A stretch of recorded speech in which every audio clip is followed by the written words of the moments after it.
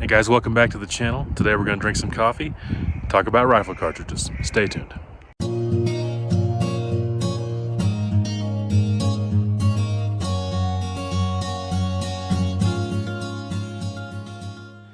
Alright guys, welcome back to the channel. So today, I'm just going to drink a little bit of coffee, talk to you guys about an interesting topic. It's really about availability versus performance, but we're going to kind of take a step back. And for an example, we're going to use the 6.5 Creedmoor and the 6.5 284 Norma. And maybe answer the question, did Hornady copy Norma? Alright, so first of all, let me just say, I've always been a person who did not care about availability. Yes, there's certain cartridges that have always been popular, always been available, and that's good. But I tended to kind of like my own thing. Maybe the cartridges I like have not been the most popular, not the most commonly chambered in rifles, not the most talked about, and definitely not the most available. But I liked them. And because I liked them, I wanted to, create hand loads for them and shoot them. Kind of be just a little bit different. Anytime a rifle comes out, first thing I do is look at the chamber list. What cartridges are they chambering in?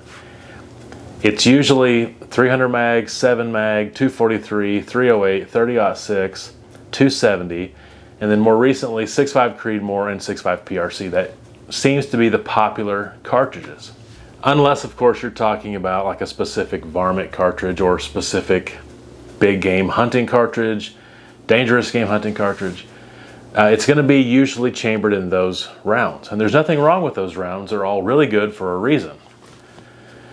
And then I've even seen some newer ones here in 2023 that come out and they're just chambered in 308, 6.5 Creedmoor, and 6.5 PRC. My personal opinion, I get tired of that. I want to see variety. I want to see something a little different. I don't want everyone to just have the same cartridges. So I've never been one to just go with the popular cartridge. In fact, in my entire life, that's how I am. I never just go with the flow. Kind of do my own thing. Now, the big problem though, if it's not an available common cartridge, even if you can find a rifle in it or have a gunsmith build you a rifle chambered in it, how are you going to find ammo? And if you're not a reloader, I definitely don't recommend that you buy an obscure cartridge because you're going to have trouble finding ammo for it. And when you do find ammo for it, it's going to be really expensive, just simple supply and demand. But now, if you're a hand loader, such as myself, that's never been an issue, right? You can build your own custom ammo, get the components, put them together, do all the testing. In fact, you're creating a much more accurate, customized load for your rifle and for your chamber specifically. And it's pretty fun, and it's worthwhile in doing so because you're getting a better product in the end. So then it just comes down to, can you find the components? Now, bullets and powder are not usually an issue. Powder can be an issue on certain kinds. So there were several years there during COVID, during the first few years of the Biden administration where you couldn't find H4350. That seems to be over. You can find it pretty easily now. Varget was tough to find. It seems to be starting to come back. Like the reloader powders, it seems pretty hard to find. But for the most part, powder wasn't a problem. And bullets aren't really a problem either, unless you want a specific bullet that maybe is a little bit newer on the scene. Like for instance, it's tough to get a terminal ascent bullet, especially if you're just wanting to hand load and you just want the bullets. They're very hard to find. But by and large, because so many different cartridges are the same caliber, bullets are not a problem. Because so many different cartridges use the same powder, powder's not a problem. The exception to this, of course, is primers. There's only a handful of different kinds of primers. There's obviously different brands and things, and there's match grade versus more of your standard grade. But there's just large rifle, small rifle, Magnum, and then a few pistol ones and so on and so forth. There's just not that many options. Yet we can't find large rifle primers or Magnum rifle primers for anything. So primers is the exception to everything I'm saying. hopefully soon that'll begin to become available again. But really, brass is the key.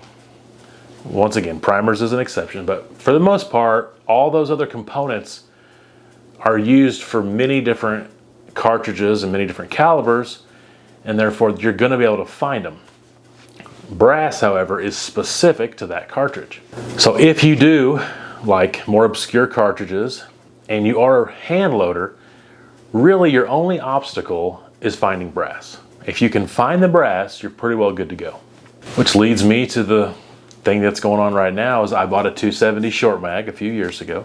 I wouldn't call it an obscure cartridge, but it's definitely not super available. It's definitely not common in it. Though it has a cult following, it doesn't seem to be getting any better. There is definitely some factory ammo that has started to kind of come out a little bit. But when I bought this cartridge, I could not find brass. And it's been 2.5 years, and I still haven't found brass. Now, someone found some brass for me in the bottom of a blind in Texas, gave it to me. I've used it, I've reloaded it. I've also found some factory ammo with Winchester brass, and I have reloaded that. Kind of played around and tested with the 130 grain CX, the 145 ELDX, and even played around with the 165 grain ABLR in the 270 short mag. Having said all that, I still, in all this time, have not found brass, you know, brand new brass just to reload for, except for the unbelievably overpriced Nosler brass, which is sometimes over $100 for a box of 25. That's $4, if not more, for a box. And a lot of times even that is sold out, but I'm not paying that amount of money.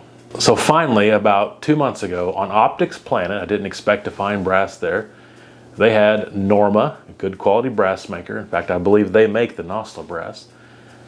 A box of 50, 270 short mag, Norma, unprimed, brand new brass for $100. Now that's $2 per case, which is not great, but it's good quality brass and it's still half the price of that Nosler. And it was available. It wasn't a back order, it was available. Quickly hit add to cart, checkout, done. And I was very happy about it. Now it's been 2 months and guess what? I have not received that brass. I've got 3 emails stating it's been delayed and they're sorry it's taking so long and they'll really trying to push it quickly. Though they're not telling me it's back ordered, it seems to be back ordered. Even though when I purchased it, it clearly said available on their website. So that's just an example, but the point of all that was to say availability is very important. I was just on MidwayUSA.com and saw so many great ammo boxes, you know, factory ammo in the 6.5 Creedmoor and the 308. You can get so much. It's not even that expensive, relatively speaking. Brass was there. You could just do anything you want because the 6.5 Creedmoor and the 308 are so common and popular and available. And once again, kind of telling you my backstory leading up to this, never cared about that. But when I can't even find brass, I'm starting to get discouraged. So I can say I am getting discouraged and I'm starting to just get tired of this. Not finding factory ammo is not that big of a deal to me. Not having just tons of options on rifles, not the end of the world, kind of a little frustrating. But not even being able to find brass unless you want to pay $4 a case has become very frustrating. So cartridges like the 6.5 Creedmoor are becoming more and more, you know, appealing to me. Because man, I can just, if I had the rifle, I got so many options. I don't even have to go to my local Bass Pro or my local gun store. I can just go online and buy $500 worth of factory ammo and get a giant box full of ammo in a week or two. I mean, that is an appealing thing. So getting frustrated. Another favorite cartridge of mine is the 6.5 284. Now, finding brass for it is not near as hard as the short mag cases. Any of the short mag cases, really, including the new 6.8 Western. It's like, good luck trying to find that. It is on the more obscure side, though. It's not super common. And when you do find it, it's pretty expensive. But no, not as bad as the 270 short mag. And there is ammo out there for it, but it's pretty much only made by Nosler or Norma, and it's also on the pretty expensive side. But the key was, several years ago, I found 100 count of Lapua brass, and I've been using that for several years and not having any issues. So once again, the key is finding brass for it. But that also takes me to something else I've said on the channel before, which is there's a difference between the cartridges I personally like and the cartridges I would recommend. So let's just take the 6.5 284 and the 6.5 Creedmoor. If especially a novice shooter, someone getting into it, someone who doesn't hand load for sure, ask me which of those two to pick, I would say the 6.5 Creedmoor. Do I like the Creedmoor better? Not at all. Not even close. I love the 6.5 284. But the Creedmoor is so much more available. I would hate to recommend someone get a 6.5 284, which you could go buy a Savage 110 Storm, awesome rifle. It's got a long action, 24-inch barrel. It's a cool cartridge. And then not be able to find ammo for it, or have to just buy really expensive Nosler ammo. And even if they did hand load, it's more limited. So I would be very careful to recommend that to somebody, because I wouldn't want them to be disappointed. Especially if they just want to get ammo and go deer hunting. They'd be way better off with a 6.5 Creedmoor if they were just wanting a 6.5 caliber cartridge to go hunting with. Which leads me to this point. That's one of the main reasons why the 6.5 Creedmoor is so popular, is because it's available. And I'm becoming more and more aware of that as I feel it myself. Availability is such a huge factor. Now, fans of the 6.5 Creedmoor might say, well, it's not just availability. It's a well-designed cartridge. It was very influential in a lot of its design aspects. And the things that Hornady did with that have carried over to their ARC and their PRC lines. And so it's really a great design cartridge, and has been very beneficial to the cartridge industry. I agree, but I'm gonna throw out something today. I don't think it was as original as you might think it was. Now, I'm in no way trying to discount the 6.5 Creedmoor and Dave Emery and Hornady and a lot of the great decisions that they've made as far as designing cartridges, because I will say they make great cartridges, great bullets, great ammo. I like Hornady, and I like a lot of their products. So I'm not saying that they don't deserve credit for a lot of this. But if you talk to people about the 7mm PRC, or any of their cartridges, the 6 ARC, it'll all go back to 2006 timeframe when Dave Emery and a few other people came up with that idea of the 6.5 Creedmoor, which was designed as a target cartridge, but yet has found tons of different uses. And even though maybe they did some of those practices, whether it's the match grade tolerances, whether it's the high head height, whether it's the faster twist rate, maybe they did some of that with some of their earlier cartridges, but it really seemed to hit home and become very popular with the 6.5 Creedmoor. And so a lot of the cartridges since then, up until this very day, seem to kind of point back to Dave Emery, Hornady, and that 6.5 Creedmoor. And once again, they deserve credit for that. But there's a cartridge that I've already talked about like 5 times today that did everything the 6.5 Creedmoor did like 8 years before it, or 7 years before it. And it makes me wonder when Dave Emery, when Hornady were designing that cartridge, if they didn't look at that 6.5 284 Norma and maybe copy a little bit. Okay, so just a very quick little catch up on the 6.5 284. It is the 284 Winchester, necked down to 6.5 caliber, but definitely changed a few things. It was really big for a long time in F class and actually broke some records. and it was a really popular cartridge. And then Norma in 1999 standardized it. The Wildcat that had been around was the 6.5 284 Winchester, but this was the 6.5 284 Norma. And they definitely made some changes. It's not just simply a neck down 284. That's basically what it is, but they did make some changes in the type of bullet it would be shooting, in the overall length, in the cartridge length that it would be chambered in. And a lot of the things that they did in 1999 are the exact same things that Hornady did in 2007. I will show you that now. All right, so first of all, when you think about the 6.5 Creedmoor, you think of some of the things about it that makes it so good and appealing, as whether it's a target cartridge or whether it's even for hunting. It's basically going to get down to accuracy. It's inherently accurate cartridge. That's what everyone's going to tell you. I don't disagree. I think it is. One of the things that they did was give it a faster twist rate, a 1 in 8 twist rate. Now, you go back to the 264 Win Mag, it had like a 1 in 10, maybe 1 in 9 a little bit later. The 260 Remington had like a 1 in 9, but the 1 in 8 twist is really geared toward those 140 grain bullets, maybe even a little heavier.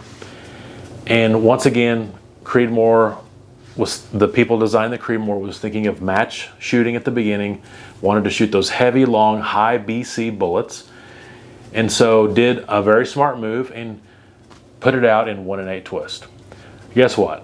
1999, Norma came out with the 6.5 284 in 1 in 8 twist. All right, another thing, they talk about the tolerances, right?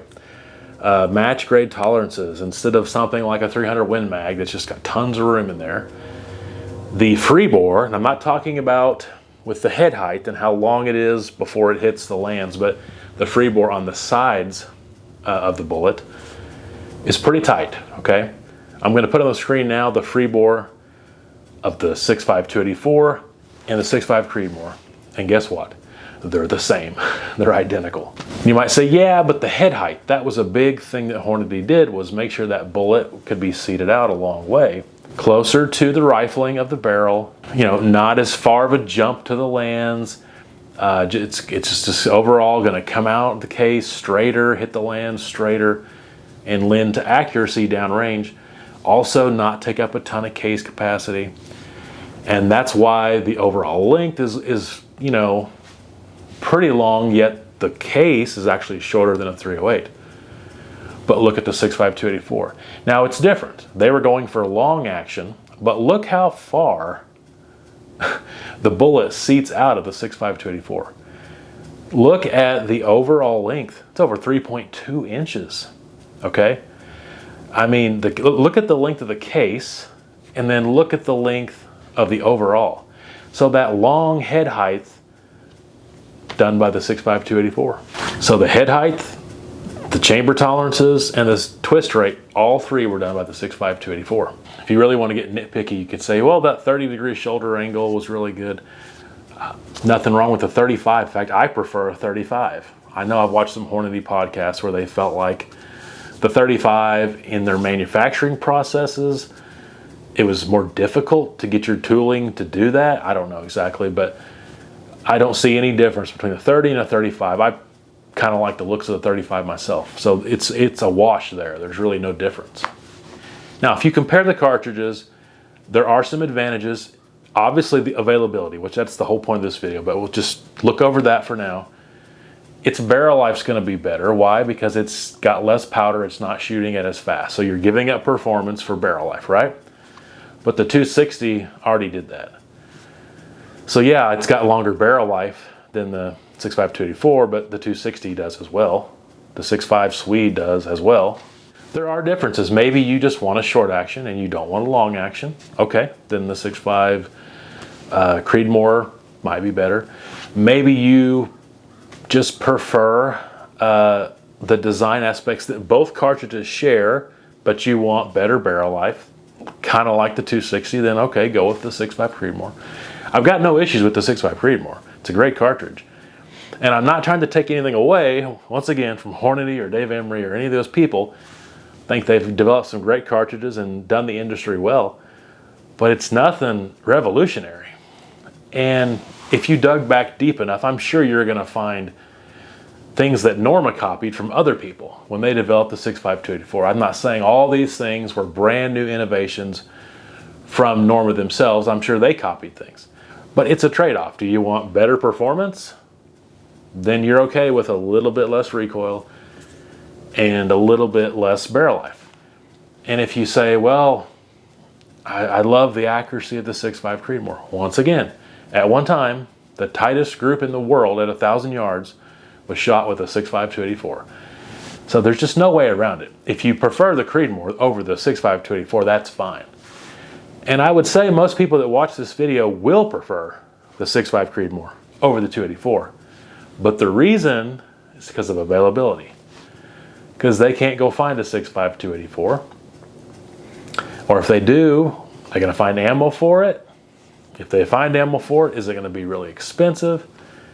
And if they're a hand loader, it's cheaper and easier to get 6.5 Creedmoor brass versus 6.5 284. So my personal favorite cartridge of all time, in my opinion, is better in every feasible way than the 6.5 Creedmoor. But I wouldn't recommend it to you because you can't find the stuff. That tells you how important marketing is. If the cartridge, if the 6.5 284 was as available as the Creedmoor, the ammo would be just as accurate. There would be no issues. It would be just as beloved, but because of marketing and because of just success on Hornady's part, they promoted a good product, put it out there, and brag on their design, when in reality it's nothing that the 6.5 284 didn't do and Norma didn't do like 7 years prior. But that should show you how important availability is. So I'd like to hear from you. What do you think about this? Is availability the #1 thing you look at? If it is, I totally get that. Do you get frustrated, kind of like I do? And then what's your feelings on Norma, Hornady, and these two cartridges? Do you feel like maybe Hornady gets a little bit more credit for that cartridge and those design characteristics than they should? Probably no right or wrong answer to that, just whatever you think. But comment below. If you like this video, please give it a thumbs up. And please subscribe if you have not already subscribed. More videos like this coming out. Hope you have a wonderful day, and until next time, take care.